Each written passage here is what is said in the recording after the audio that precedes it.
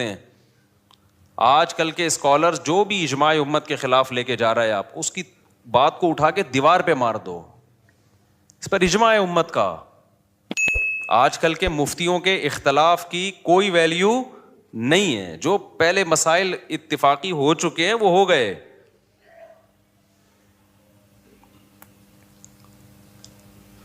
تو آپ کیا سمجھتے ہو کہ آپ نے نماز کی توبہ کر لی, اللہ معاف کر دے گا؟ اللہ کہے گا معاف کر دوں گا. معاف کیا کروں گا؟ ٹائم پہ پڑھنی تھی نہیں پڑھی, یہ جرم معاف کر دوں گا.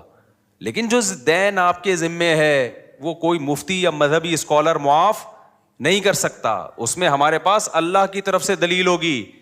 یہ لوگ جو کہتے ہیں نا قضائے عمری کی کوئی دلیل دو, ان سے بولو معافی کی دلیل دو آپ, کہ بغیر پڑھے نمازیں معاف ہو جاتی ہیں. تم کہاں سے اللہ کی طرف ایک ایسی چیز کی نسبت کر دیتے ہو جس کا اللہ نے کوئی ذمہ داری نہیں لی ہے؟ کتنا بڑا جرم کیا, نماز کو ساقط کر دیا بغیر کسی دلیل کے. ہے بھائی, دیکھو جس کا حق ہے اس کو حق ہے نا کہ وہ ساقط کر دے. مثال سے بات سمجھاتا ہوں. آپ نے مجھ سے 1,00,000 روپے لیے اور پی گئے. آپ نے کہا تھا 1 مہینے بعد دوں گا. بھائی یہ بچوں کو خاموش کروائیں اوپر, ٹھیک ہے نا. آپ نے مجھ سے 1,00,000 روپے قرض لیے. قرض کس کا تھا؟ میرا. آپ نے کہا 1 مہینے بعد دوں گا. آپ 1 مہینے بعد نہیں دے رہے, ترسا رہے ہیں, تڑپا رہے ہیں. 6 مہینے گزر گئے, مجھے بہت غصہ آ رہا ہے کہ آجا, پکڑائی میں آئے گا تو نہیں چھوڑوں گا میں تجھے.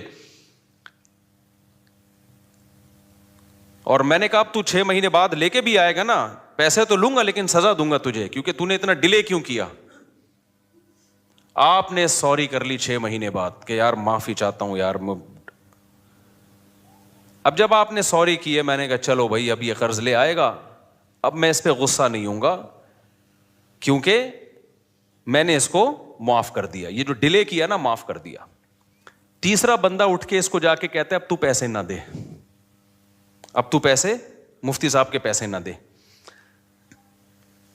اگلا کہتا ہے بھائی کیوں نہیں دوں, ایک تو میں نے ڈیلے کیا, اب بھی میں نہ دوں. تو وہ اگلا بندہ کہتا ہے بھائی اس کی کیا دلیل ہے کہ تیرے ذمے مفتی صاحب کے پیسے ہیں؟ اس پہ کوئی حدیث, اس پہ کوئی قرآن کی آیت کہ تو نے ابھی بھی دینے ہیں؟ تو یہ سمجھدار ہوگا تو کیا کہے گا, بھائی یہ معاف کرنے کا حق اس کو ہے جس نے پیسے دیے ہیں, یہ تھرڈ پرسن کو بولو نہیں ہے. تو اگر مفتی صاحب نے ایسی کوئی بات کہی ہے کہ جو ڈیلے کر دے گا تو میں معافی کر دوں گا, یعنی جو ٹائم پہ میرا قرضہ نہیں دے گا نا, اب اس کو میری طرف سے یہ سہولت ہے کہ صرف توبہ کر لے, قرضہ بھی ختم. اس سے بڑا مفتی دنیا میں کوئی بیوقوف دیکھا آپ نے جو کہے کہ جس نے میرے پیسے ٹائم پہ نہیں دیے اب وہ صرف سوری کرے گا, صرف سوری کرے گا تو وہ پورا ہی اڑا دوں گا میں اس سے قرضہ. تو اگر یہ سامنے والا جو 1,00,000 روپے کھا کے بیٹھا ہوا ہے نا یہ 2 نمبر ہوگا نا, تو ان مذہبی اسکالر کی باتیں اس کو فوراً سمجھ میں آئیں گی جو یہ کہہ رہے ہیں کہ نہ دو. لیکن 1 نمبر ہوگا نا تو وہ کہے گا اس کی کیا دلیل ہے کہ جس کا حق تھا اس نے معاف کر دیا ہے, اس کی دلیل. مفتی صاحب سے کوئی تحریر لے کر آؤ. قضائے عمری کے ساتھ یہی حشر کیا ہے آج کل کے مذہبی اسکالرز نے, اور آج کل کے مذہبی اسکالرز کو جنہوں نے اپنا باپ بنا لیا ہے ائمہ مجتہدین کو چھوڑ کر, ان لوگوں نے بھی یہی حشر کیا ہے. اللہ میاں نے کہا تھا نماز قائم کرو, فجر کی نماز فجر کے ٹائم پہ ہونی چاہیے, ظہر کی ظہر کے ٹائم پہ ہونی چاہیے. لوگوں نے کیا کیا, نہیں قائم کی, قضا کرتے رہے, 10 سال تک قضا کر کے اپنے اوپر ایک بوجھ کھڑا کر لیا. تو آپ کو خیال آیا کہ یار میں نے بہت بڑا جرم کیا, 10 سال نمازیں نہیں پڑھی, میں توبہ استغفار کروں. آج کل کے جو مذہبی اسکالر قرآن و سنت کے نام پہ جو بیوقوف بناتے ہیں, جن کو قرآن و سنت کے علاوہ سب کچھ آتا ہے, سینس تو ہے ہی نہیں. میں بار بار کہتا ہوں یہ جو آج کل کے مذہبی اسکالر تمہیں مجتہدین سے ہٹا رہے ہیں نا قرآن و سنت کے نام پہ, خدا کی قسم یہ قرآن و سنت میں نہیں لے کر آ رہے, یہ اپنا منجن بیچ رہے ہیں. قرآن و سنت جو ایکسپلین پہلے ہو چکا ہے نا وہ اوتھینٹک ہے, وہ مستند ہے. آج کل کے تلوں میں تیل نہیں ہے ان اسکالرز میں, یہ اتحاد امت کے نام پہ اپنا منجن بیچ رہے ہیں. تو انہوں نے کیا کیا, 10 سال ایک آدمی نے نماز نہیں پڑھی, اتنا بڑا جرم کیا, اللہ کا قرض اس کے اوپر، حدیث میں آتا ہے دین اللہ احق ان یقضا، اللہ کا قرض سب سے زیادہ اس لائق ہے کہ وہ ادا کیا جائے. آپ نے اللہ کا قرض اپنے اوپر لاد دیا. اب آج کل کے اسکالر میں سے کوئی اسکالر اٹھا، اس نے کہا کہ صرف سوری کر لو اللہ تعالیٰ سے، یہ 10 سال کی نمازیں کیا ہو جائیں گی؟ معاف. جب آپ ریلائبل مفتیان کرام کے پاس گئے، انہوں نے کہا بھائی سوری کرنے سے یہ جرم معاف ہو جائے گا کہ آپ نے 10 سال تک پڑھی کیوں نہیں ہے، لیکن اللہ کا قرضہ معاف نہیں ہوگا. تو وہ اسکالر جو نام نہاد اسکالر ہیں، انہوں نے کہا اس کی کیا دلیل ہے کہ معاف نہیں ہوگا؟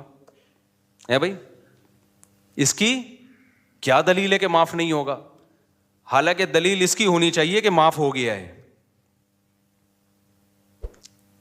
کہ مفتی صاحب سے پوچھ کے آؤ کہ اس کی کیا دلیل ہے کہ وہ 10 سال کی نمازیں معاف نہیں ہوں گی. مفتی اگر مفتی ہوگا تو کہے گا اس لیے کہ ہمارے پاس اس کی کوئی دلیل نہیں ملتی کہ اللہ نے وہ نمازیں معاف کر دی ہیں. لہذا جو اسکالر یہ بات کر رہا ہے نا، مفتی کہے گا کہ اس سے پوچھ کے آؤ کہ اس کی کیا دلیل ہے کہ سوری سے وہ ساری نمازیں ذمے سے ساقط ہو جاتی ہیں توبہ کرنے سے، کیونکہ تمہارے پاس کوئی دلیل نہیں ہے کہ اللہ نے وہ معاف کر دی ہیں. تو تم اللہ کی طرف اس بات کی نسبت کیوں کر رہے ہو جو اللہ نے کہی نہیں ہے؟ کہاں اللہ نے لکھا ہے کہ جان بوجھ کر نماز چھوڑ دو گے تو میں نماز ہی ذمے سے ساقط کر دوں گا؟ کہیں لکھا ہوا ہے یہ؟ بولو بھائی کیا ہو گیا؟ کہیں ہے قرآن میں حدیث میں کہ جو 10 سال چھوڑے گا تو خالی سوری سے اس کا قرضہ معاف کر دوں گا؟ آپ خود قانون ساز بن گئے ہو. لوگ کہتے ہیں کہ جی حرج بہت ہے 10 سال کی نمازیں پڑھنے میں، اور اسلام میں تنگی نہیں ہے. حرج جب ہے جب 10 سال کی نمازیں ایک دن میں ہو. 10 سال کی نمازیں 10 سال میں کر لو بھائی. 1 کروڑ روپے لے کے کوئی بندہ پی گیا نا، روزانہ پیسے لے رہا تھا بٹوے سے نکال کے، کھربوں روپے جمع ہو گئے. تو جب تک جس کے پیسے چرائے ہیں وہ معاف نہ کرے اور آپ کے پاس دلیل نہ ہو کہ اس نے معاف کر دی ہیں، کیا وہ کروڑوں روپے معاف ہوں گے اس بیس پہ کہ یہ حرج ہے ان کروڑوں کے ادا کرنے میں؟ کورٹ یہ کہہ دے گی کہ بھائی تھوڑے تھوڑے کر کے پے کر دو، ایک دم نہ دو. ذمے سے ساقط کر دینا یہ آج کل کے مذہبی اسکالر کی بہت بڑی جرت ہے، جو انہوں نے کس کی طرف نسبت کر دی؟ بغیر کسی دلیل کے کس کی طرف نسبت کر دی؟ اللہ کی طرف. اور ایسے جاہل ہیں، مطالبہ ہم سے کرتے ہیں کہ قرآن حدیث سے دلیل لے کر آؤ کہ 10 سال کی نمازیں قضا کرنا لازم ہے. بھائی جس نے معاف کی ہیں آپ اس سے دلیل لے کر آؤ. کہاں اللہ نے لکھا ہے کہ میں نے معاف کر دی؟ قرضہ اللہ کا ہے اور معاف کون کر رہے ہیں؟ آج کل کے اسکالر. خوف بھی نہیں آتا خدا کا ان لوگوں کو، شرم بھی نہیں آتی. سمجھتے ہو کہ نہیں سمجھتے ہو؟ اور جب میں جذباتی ہوتا ہوں نا تو آج کل کے کچھ اسکالرز نے میرے خلاف مضمون لکھنا شروع کر دیا. مفتی صاحب کچھ ٹاپکس ایسے ہیں جس میں اعتدال سے ہٹ جاتے ہیں. ایسے مضامین اب بعض لوگوں نے میرے بارے میں لکھنا شروع کر دیے. یعنی یہ وہ لوگ ہیں جو میرے معتقد ہیں لیکن کہتے ہیں کچھ ٹاپکس ایسے ہیں جس میں مفتی صاحب حد اعتدال سے بولو ہٹ جاتے ہیں. ایک عاملوں کے بارے میں مفتی صاحب حد اعتدال سے تجاوز کر لے، سارے عامل غلط. یہ تھوڑا مفتی صاحب زیادتی ہے. ایک 3 طلاق کے مسئلے میں نے کہا نا کہ اگر کوئی اہل حدیث سے فتویٰ لے کے بیوی کو رکھ لے گا وہ زنا ہی ہے، بیوی حلال نہیں ہوگی. لوگ کہتے ہیں مفتی صاحب یہ تھوڑی کیا ہو رہی ہے؟ زیادتی ہو رہی ہے. اتنا بھی سختی نہ کریں آپ. میں بتاتا ہوں ابھی. تیسرا یہ مسئلہ قضائے عمری. قضائے عمری ساقط نہیں ہوتی ذمے سے، اجماع امت کے خلاف ہے. یہ کوئی دلیل نہیں ہے. نماز سے بڑھ کر اسلام میں کوئی حکم بولو نہیں ہے.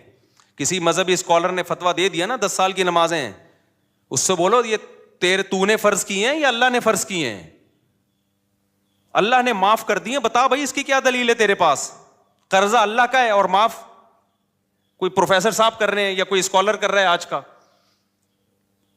اور چوتھی عدالتی خلا. میں جب کہتا ہوں نا عدالتی خلا، جو آج کا جو قانون گورنمنٹ میں بنا ہوا ہے یہ بالاجماع باطل ہے. اس پہ بھی کچھ اسکالر نے میرے خلاف لکھنا شروع کر دیا کہ مفتی صاحب خلا کے مسئلے میں بھی ایکچولی تھوڑا سا کیا ہو رہے ہیں، کنٹرول سے باہر. اتنا بھی نہیں ہے. ٹاپک سے ہٹ کے میں تھوڑا ان چاروں کو تھوڑا ایکسپلین کر دوں تاکہ پتہ چلے کہ یہ ایکسٹریم لیول پہ نہیں ہوں میں، اعتدال پہ ہوں. دیکھو اعتدال کسے کہتے ہیں؟ جو چیز جیسی ہے اس کو ویسا رکھنا. ایک چیز کالی ہے نا, ایک آدمی کہہ رہا ہے یہ سفید ہے, میں کہوں یہ دھک کالی ہے بھائی, اتنی کالی ہے کہ اندھیرے میں نظر ہی نہیں آئے گی. لوگ کہیں مفتی صاحب تھوڑا اعتدال سے کام لیں. وہ جب کہہ رہا ہے سفید ہے, آپ جب کہہ رہے ہیں کہ کالی ہے, تو بیچ کا کوئی پیلا رنگ کہہ دیں آپ اس کو, تو یہ اعتدال ہوگا یا جھوٹ ہوگا؟